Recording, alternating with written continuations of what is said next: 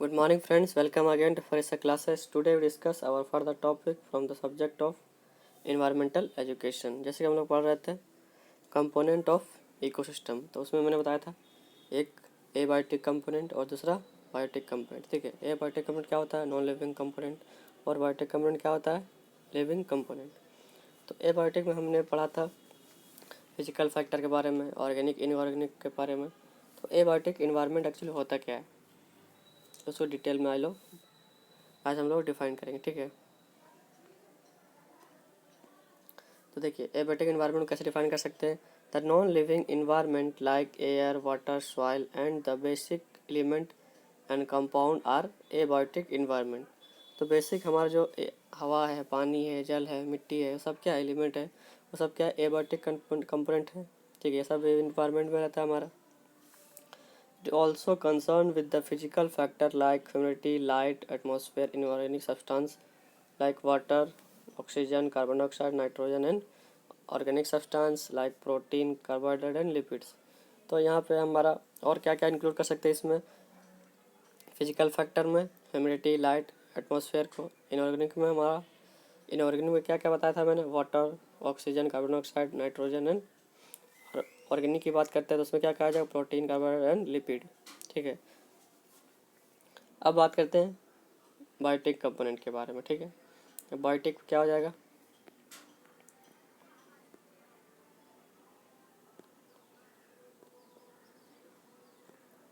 Biotic component में हमारा क्या आ जाएगा? इसको बोलते हैं हम लोग लिविंग कंपोनेंट। ठीक है, the every biotic component biotic ecosystem has following three composition.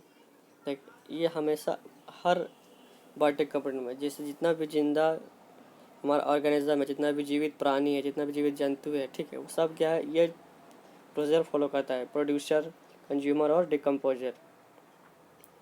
ठीक, जितना भी जिंदा चीज़, जैसे पेड़ पौधे हैं, पेड़ पौधे भी क्या चाहिए उसको? ज़मीन से पानी चाहिए, उसके खाद्य पदार्थ चाहिए, तभी जिंदा रहेंगे।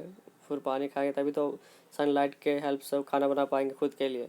ठीक है, वो प्रोड्यूसर है। फिर उसको बकरी खाएगी उसके पत्ते को, वो कंज्यूमर में जाएगा। फिर बकरी डेड हो जाएगी, उसको डिकम्पोजर क्या करेगा? डिकम्पोज करेगा।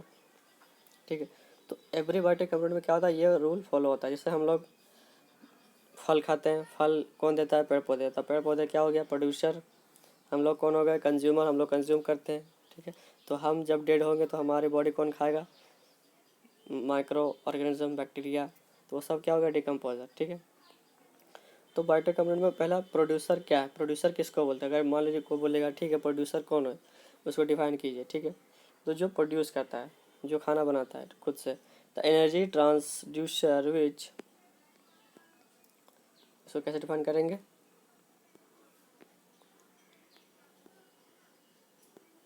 The energy transducer which converts solar energy into the chemical energy with the help of water and CO2 and organic substance. This type of enzyme are called producer। तो वैसा वैसा जंतु जो क्या करता है? सोलर एनर्जी के हेल्प से खुद का खाना बना सकता है, जैसे पेड़ पौधे। The energy transform which convert solar, solar energy को कौन कन्वर्ट करता है? पेड़ पौधे करते हैं। किस में? केमिकल एनर्जी में। With the help of water and CO2, water के हेल्प से, ज़मीन से नीचे हमारा वाटर लेती है, और कार्बन डाइऑक्साइड के हेल्प से क्या बनाता है? पेड़ पौधे अपना खाना बनाता है। फिर हमें क्या देती है? फल देती है, सब्जी देती है। ठीक, this type of enzyme are called producer. तो इस टाइप का एंजाइम क्या बोलेंगे हम लोग? Producer. They are self nourishing like grass and plants. Self nourishing का मतलब वो खुद से अपना केयर कर सकता है, अपना खाना बना सकता है, किसी पर डिपेंडेंट नहीं होता है। ठीक है, लेकिन हम लोग क्या है? हम लोग डिपेंडेंट है। हमें चावल मिलेगा तब खाएंगे। ठीक है, पेड़ पौधे फल देंगे तब सेब खाएंगे। तो हम लोग क्या है? सेल्फ नरिशिंग नहीं है, हम लोग नरिशिंग है, डिपेंडेंट नरिशिंग है।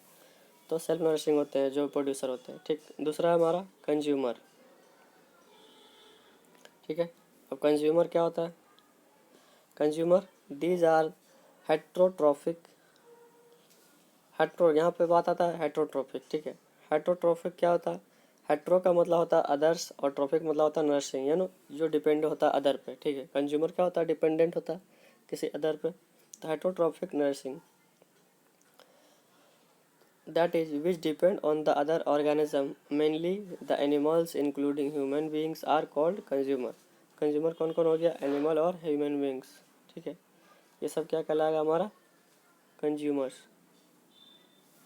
ठीक है। अब लास्ट हमारा बचता है डिकम्पोजर। डिकम्पोजर कौन होता है, these are also heterotrophic organism. ये भी क्या सेल्फ नरिशिंग नहीं होता, ये भी क्या था, हेट्रोट्रॉफिक होता है। जैसे हम लोग, हमारी बॉडी पर डिपेंड होता है कि हमारी बॉडी जब तक उसको ज़मीन में नहीं मिलेगी तब तक वो नहीं खा पाएगा, क्योंकि मिट्टी से तो कुछ मिलता नहीं है।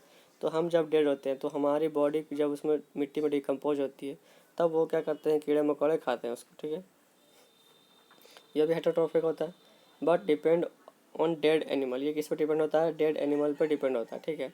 Organic matter for the their food, they are micro organism like bacteria, actinomycetes and fungi. ये सब क्या हमारा डिकम्पोजर है, जो हमें हमारी बॉडी को डिकम्पोज करता है, डेड बॉडी को डिकम्पोज करता है, ठीक है। तो I hope you can understand better. Film में रहेंगे अगले वीडियो में, तब तक के लिए लाइक करते रहिए, शेयर करते रहिए, सब्सक्राइब करते रहिए। Thank you.